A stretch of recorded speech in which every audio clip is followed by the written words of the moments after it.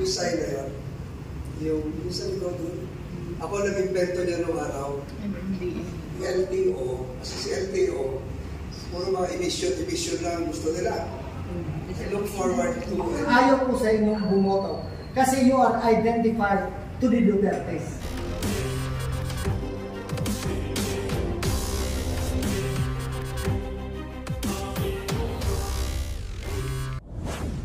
Po ba yung iyong batas na gagawin para protektahan at para sa kaayusan ng mga riders natin?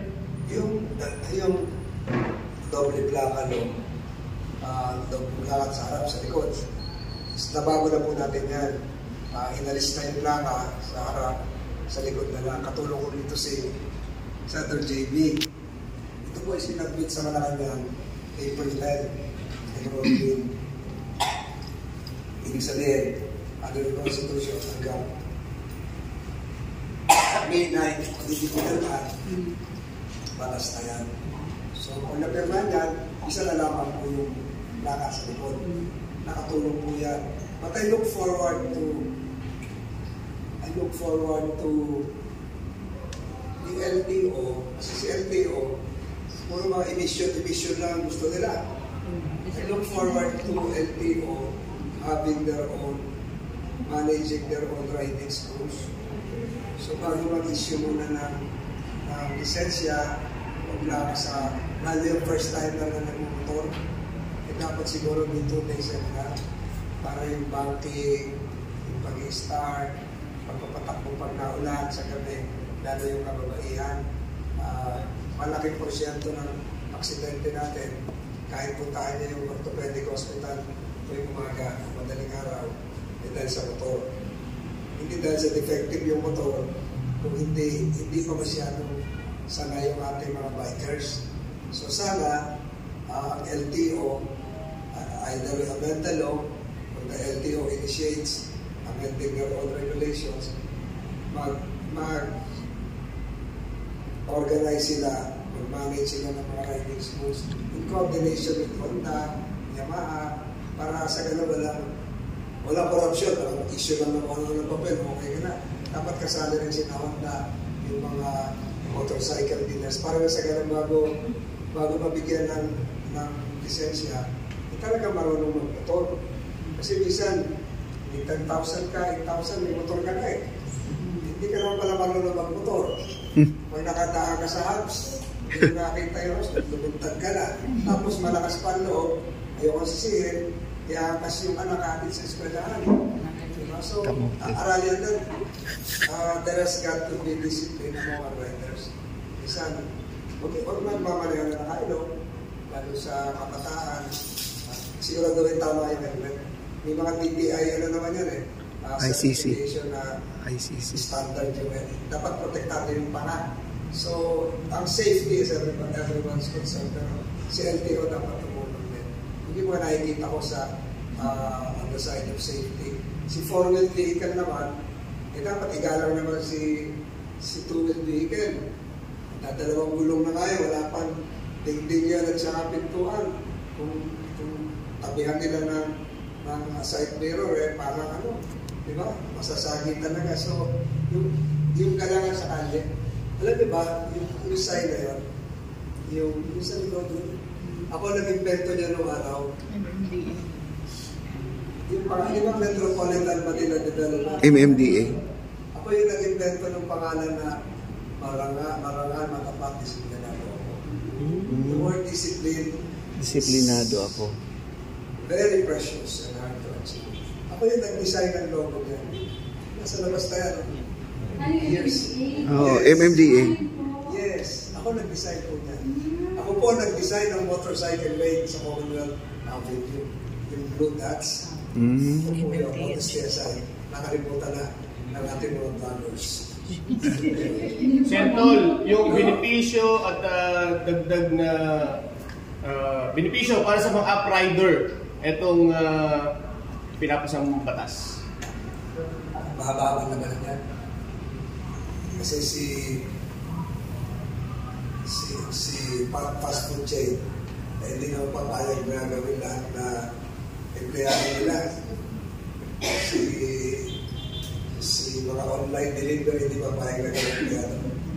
Ang model ko rito is California and Spain. California and Spain, yung mga delivery riders may 13-month pay, may overtime pay, may Christmas bonus, may insurance. Sa atin, masanay tayo ng COVID. Masanay tayo ng over tayo sa COVID. Manonood tayo, huwag naman kayo magagalit. Sanay kayo magpuyat. Manonood kayo ng Netflix hanggang na una ng umaga. Tapos order kayo ng isang cup na kape sa isang fast food chain.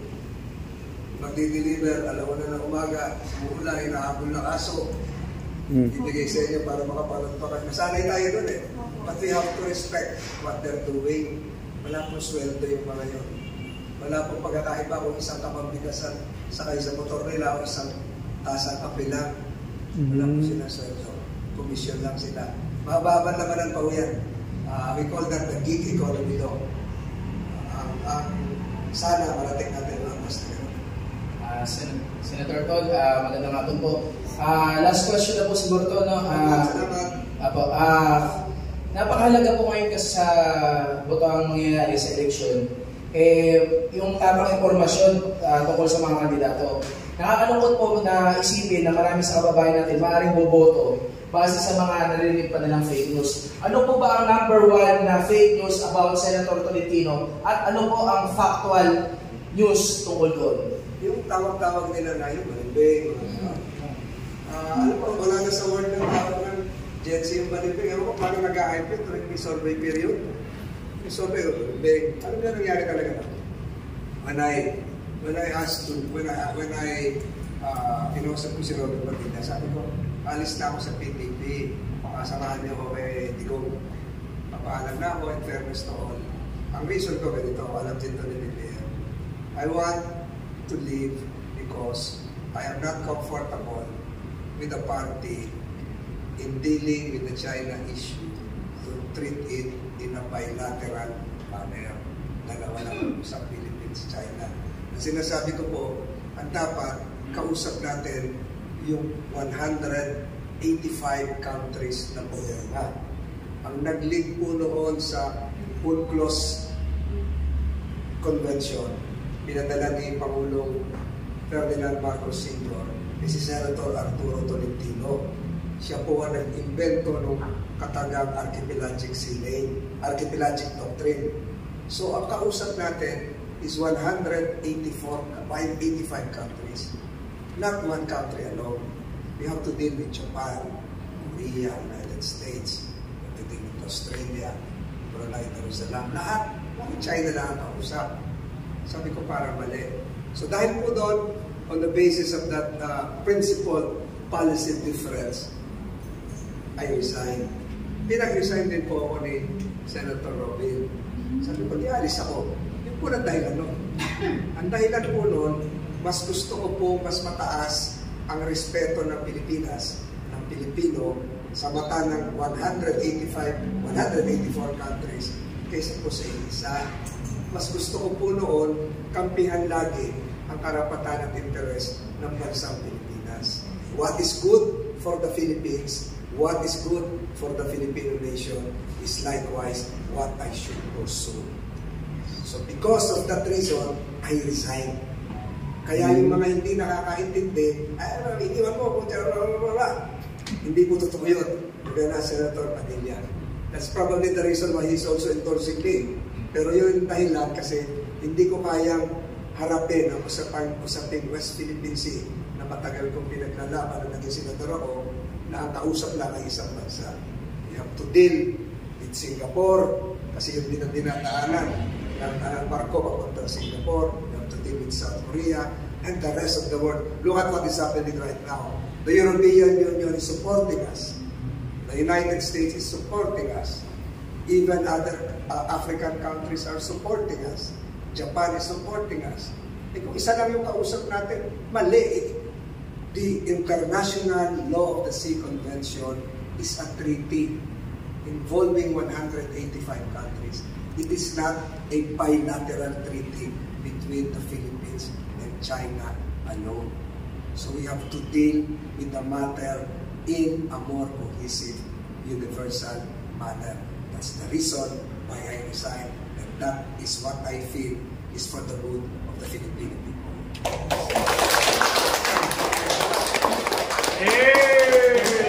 Hey! One last question, sir.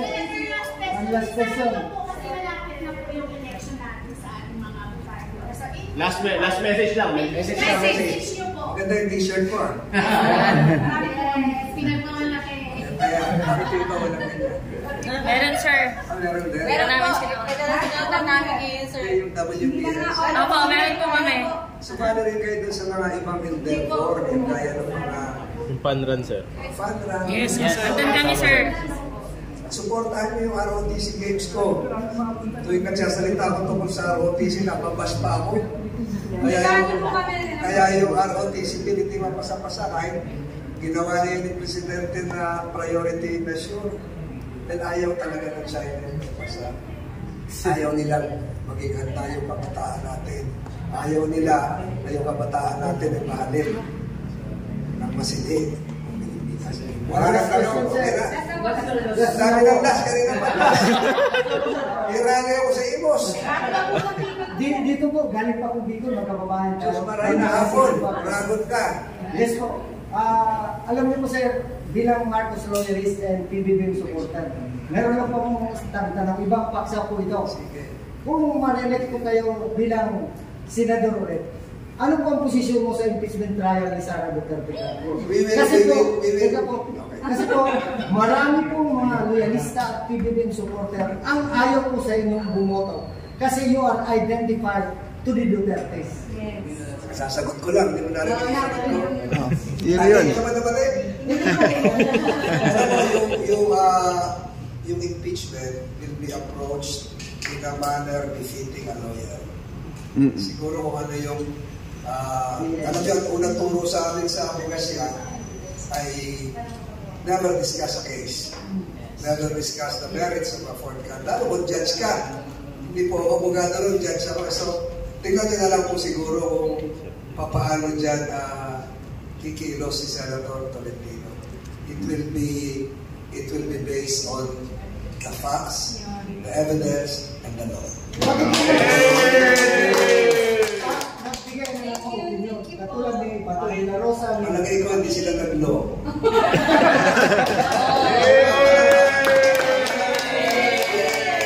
Ilagin mo yung naging lawyer sa region natin, Atty. Arroyo. Hindi siguro Wala pa 30 minutes. Atty. Raul Roco. Atty. Tekla Saladresina. Atty. ang dominador Aitona. Ang panlima po si Atty. Tolentino. Yung apat pong yun ay hindi po magsasalita. Dahil abogado po sila. Thank you. Thank you, Senator.